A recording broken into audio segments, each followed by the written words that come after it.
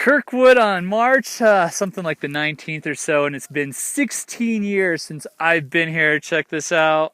Had 17 inches in the last 24 hours, and it's the first time I have been back in since I dislocated my elbow. So now I'm going to redeem myself here and enjoy a beautiful bluebird day. You gotta love it. Go out, have fun. Oh man, just stoked. It's a Thursday morning, and check this out, man. It's absolutely beautiful.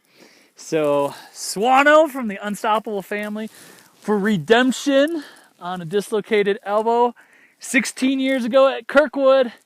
Cheers. And I'm off. Whoosh. Woo. Woo.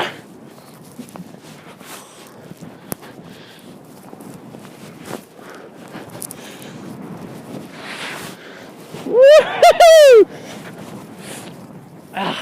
And now, before I lose my phone in snow, I'm out of here.